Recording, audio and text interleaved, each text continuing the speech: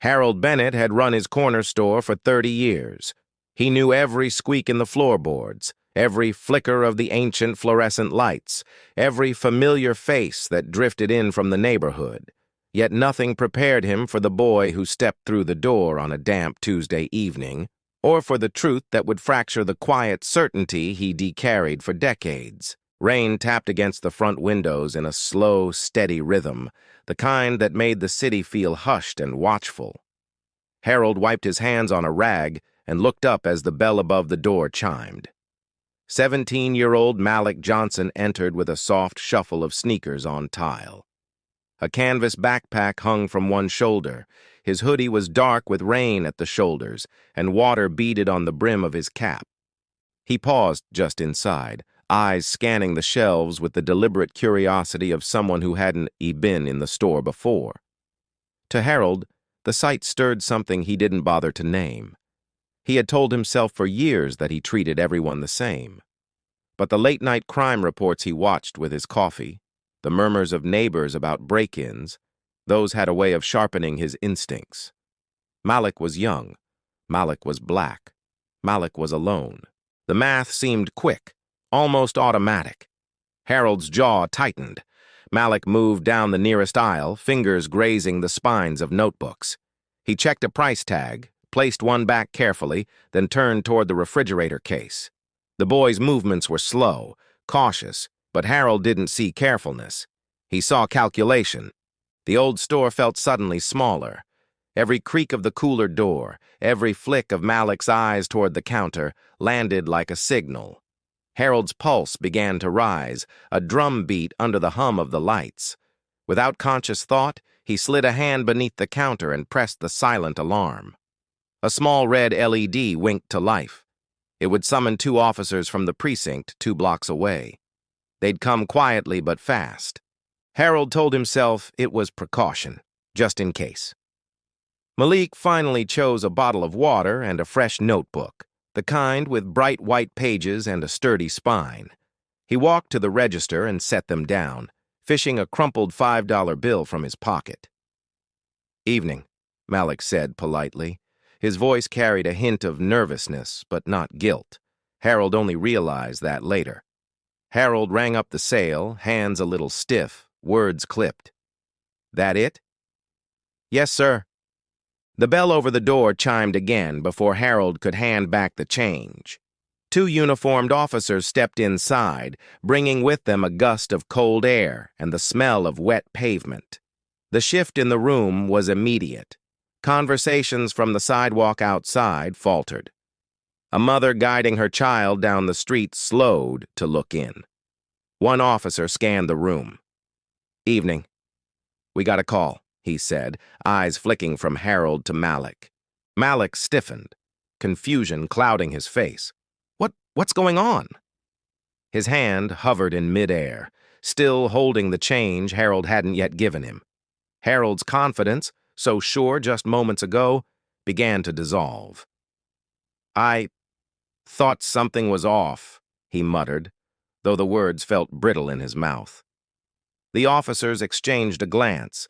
Their stance was calm, but the tension in the air was sharp enough to cut. Before anyone could speak again, the bell jingled a 3rd time. A woman swept in, shaking rain from a sleek black umbrella.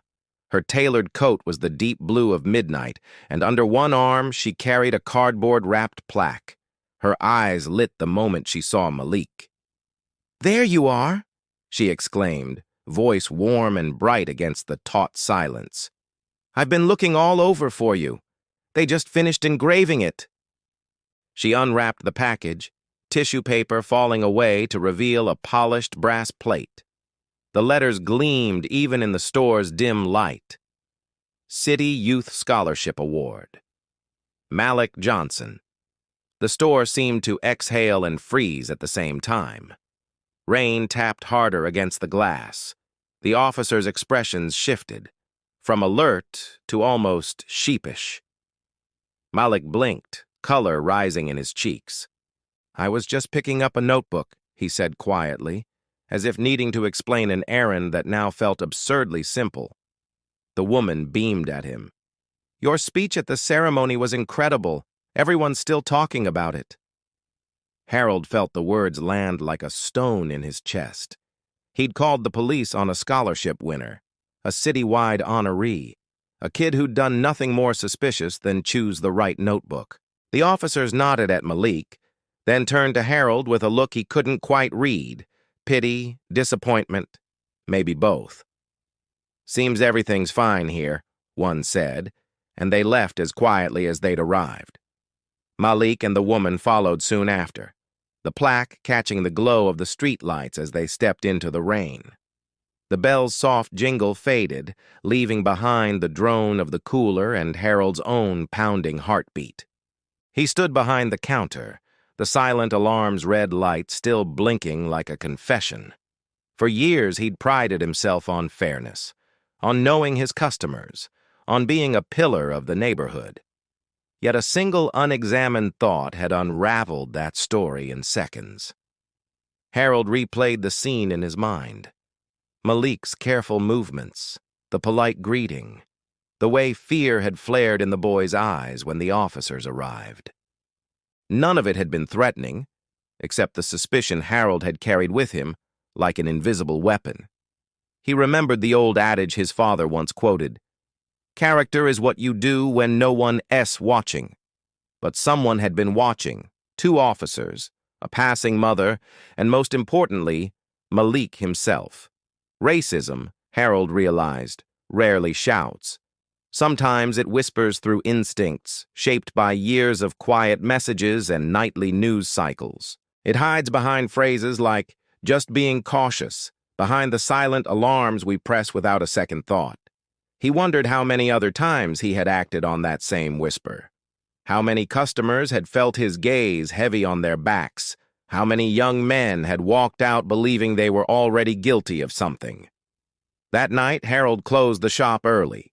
He turned the key in the lock and stood in the drizzle, watching the neon open sign flicker off. The street smelled of wet asphalt and distant jasmine.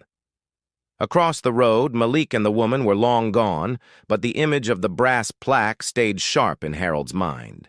He couldn't undo the call or erase the fear he'd caused, but he could begin again, with different choices, with questions he'd never bothered to ask himself. When he finally headed home, the rain soaking his jacket, Harold carried a single, unshakable thought. Prejudice is a habit, and habits can be broken. So when that moment comes for you, because it will, when a quiet prejudice nudges your hand toward a button or a judgment, will you let it guide you? Or will you pause, look closer, and choose something better?